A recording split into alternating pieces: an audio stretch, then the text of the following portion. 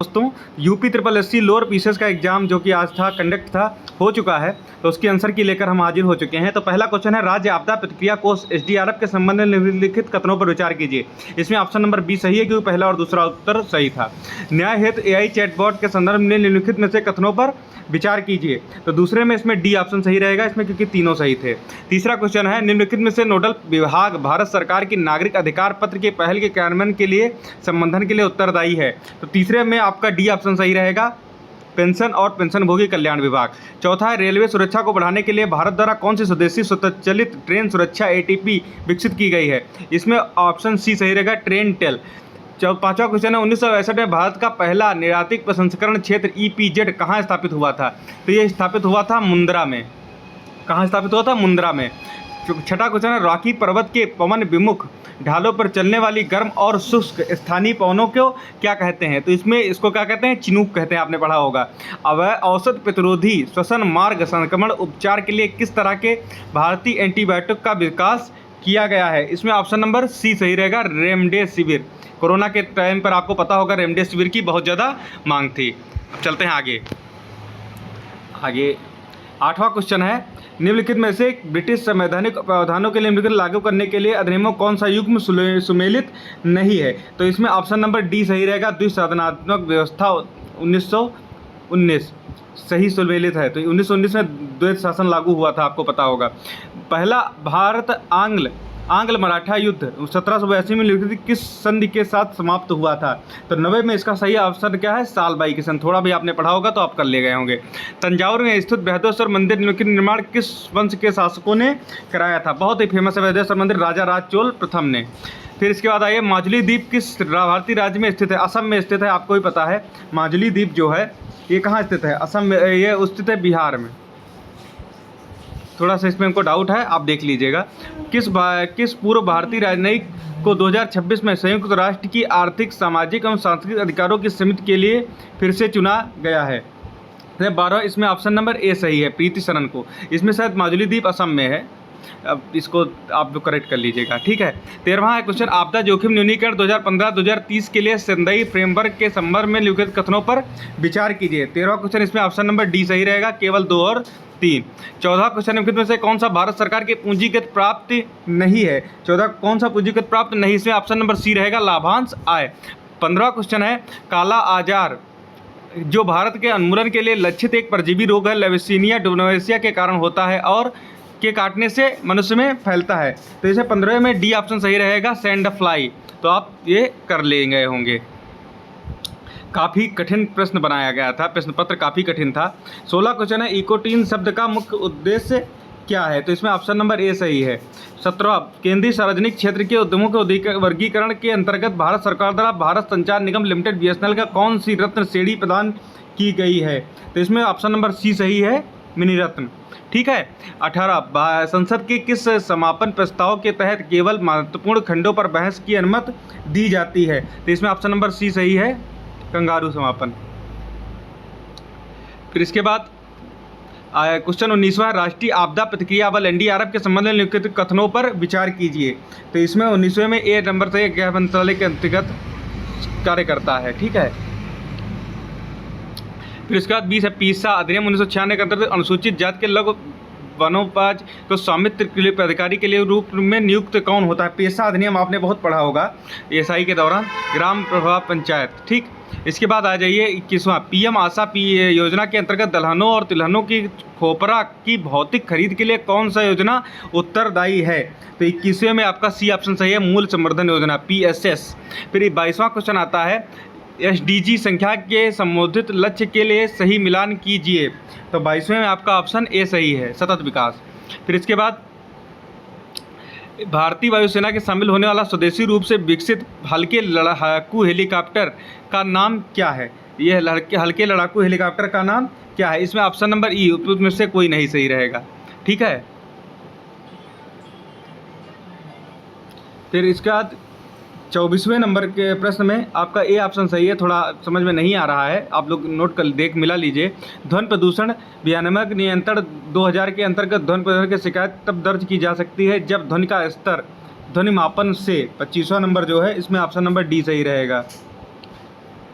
26वां, भारत की आपदा निगरानी की मुख्य भूमिका के साथ कौन सा संयोजन सही सुमेलित है? तो इसमें 26वें में आपका ऑप्शन नंबर ए सही रहेगा।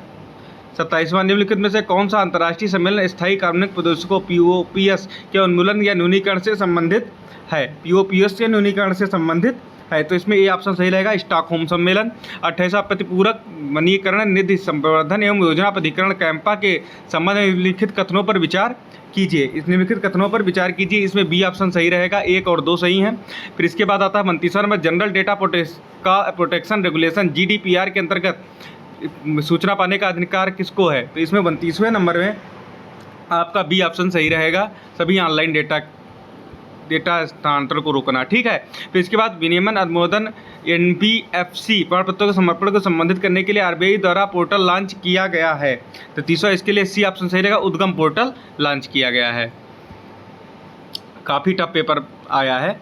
किसी निचली अदालत के न्यायाधिकरण को प्राधिकरण द्वारा पारित आदेश को रद्द करने के लिए कौन सी रिट जारी की जाती है? आपका पॉलिटी का यहाँ से पोर्शन है, इसमें उत्प्रेषण की रिट जारी की जाती है। वह अनुपालन जो कार्यशील आयु जनसंख्या और गैर कार्यशील जनसंख्या के भार को दर्शाता है वह कहलाता है। इसमें बी ऑप्शन सही रहेगा। 33वां नंबर है, 2026 में विंबलडन पुरुष एकल खिताब किसने जीता है? ये तो आपका करंट अफेयर्स का क्वेश्चन है, इसमें कॉलम अल्फाज ने जीता है। 34वां क्वेश्चन है, इसमें मिलान करना था आपको।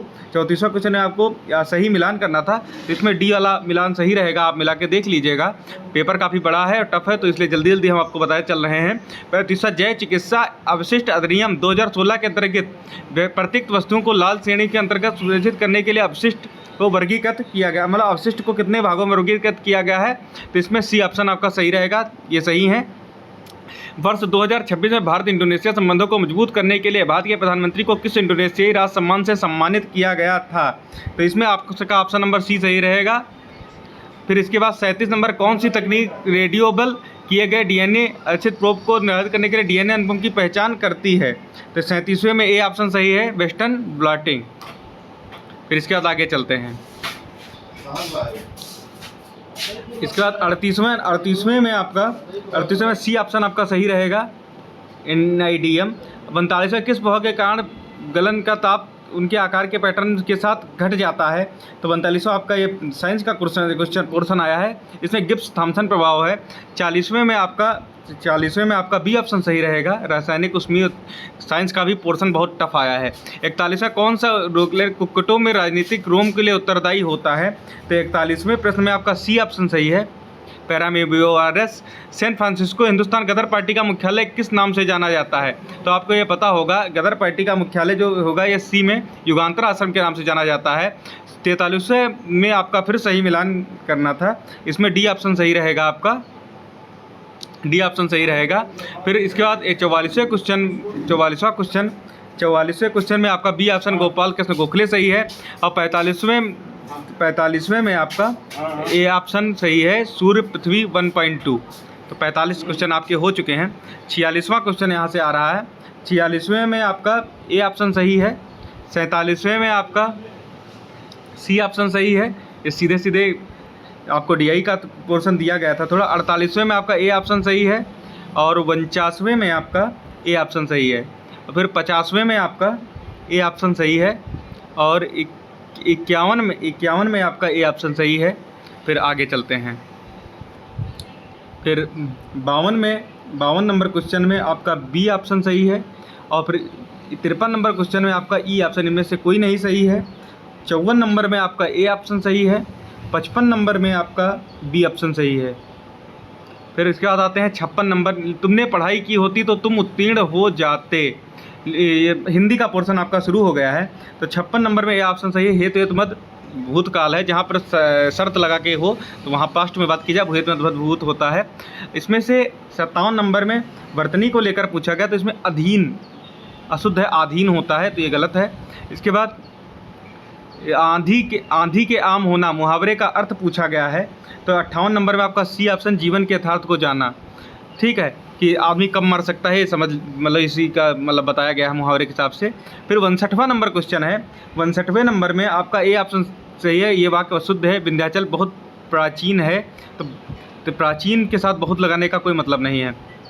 और 60वां नंबर में 60 नंबर क्वेश्चन में आपका ए ऑप्शन सही है, विज्ञप्त होता है।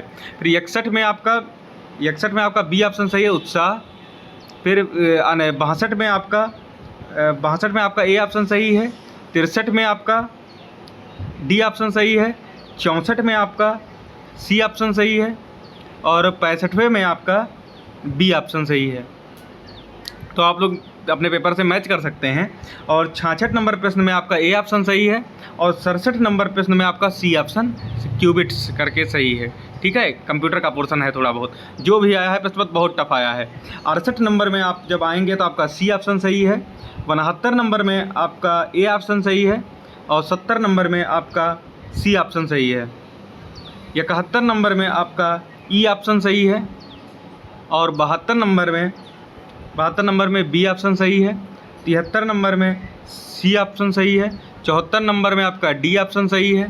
75 नंबर में आपका फिर से डी ऑप्शन सही है। बहुत ही जल्दी आपको खींच के बताया दे रहे हैं कि जिससे आपको समय ना लगे। 76 नंबर में आप जब देखेंगे तो 76 नंबर में आपका फिर से डी ऑप्शन सही है। और 77 नंबर कंप्यूटर भी बहुत अच्छे लेवल की पूछी गई, ए ऑप्शन सही है। 78 नंबर में आप देखेंगे तो ए ऑप्शन सही है। और 79 नंबर में आप जब आएंगे तो बी ऑप्शन सही है। 80 नंबर में सी ऑप्शन सही है। और फिर 81 नंबर जो प्रश्न है उसमें भी सी ऑप्शन सही है। और 82 नंबर में आपका डी ऑप्शन सही है। फिर 83 नंबर में क्वेश्चन है, महात्मा गांधी काशी विद्यापीठ वाराणसी के संस्थापक कौन है? 83 नंबर में ये क्वेश्चन है, इसका ऑप्शन रहेगा पंडित मदन मोहन मालवीय। गुप्त शासन के पतन के बाद कन्नौज में अपनी राजधानी बनाकर किस राजवंश का उदय हुआ था? तो आपको पता होगा मौखरी राजवंश का उदय हुआ था। उसके बाद उत्तर प्रदेश की क्षेत्रीय बोली भाषाई रूप से इसमें बोली जाने वाली बोली को लेकर के पूछा गया है। तो इसमें आपको ही पता हो उत्तर प्रदेश में ब्रजभाषा बहुत बोली जाती है उस साइड। चित्रकूट में रामगढ़ी, मतलब 86 नंबर क्वेश्चन जो है इसका उत्तर रहेगा ए, मेघदूत। ठीक है, 87 नंबर का उत्तर आपका फिर सही मिलान वाला है, बी ऑप्शन सही रहेगा। और 88 नंबर में आपका ए ऑप्शन सही रहेगा। फिर आपका आता है नवासी, उत्तर प्रदेश से बलरामपुर, गोंडा, बहराइच, श्रावस्ती जिले निम्नलिखित से किस मंडल में आते हैं? तो ये देवी पाटन मंडल में आते हैं। तो ये भी आपका उत्तर सही हो जाएगा, नवासी। फिर उसके बाद 90 नंबर पे जब आप आएंगे तो ए ऑप्शन सही है, श्रावस्ती। गौतम बुद्ध ने पहला उपदेश श्रावस्ती में दिया था, सच बात है। और फिर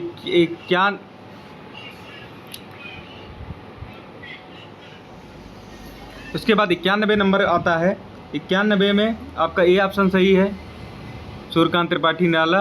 फिर 92 नंबर में आपका बी ऑप्शन सही है। 93 में आपका डी ऑप्शन सही है। 94 में आपका ए ऑप्शन सही है। 95 में आपका डी ऑप्शन सही है। 96 में आपका फिर से डी ऑप्शन सही है। तो आप जल्दी जल्दी मिला लीजिए क्योंकि वीडियो बहुत लंबी हो रही थी। इसके बाद 97 में आपका ए ऑप्शन सही है। 98 में आपका सी ऑप्शन सही है। और 99 में आपका ए ऑप्शन सही है। और 100वें नंबर क्वेश्चन में आपका सी ऑप्शन सही है। तो ये रहे आपके UPSSC लोअर पीसीएस की आंसर की। अगर कुछ इसमें त्रुटि हो तो उसके लिए माफ़ कीजिए, आप क्रॉस चेक कर सकते हैं। बाकी वीडियो बहुत जल्दी में बनाई गई है, वीडियो बहुत लंबी हो रही थी। जय हिंद, जय भारत।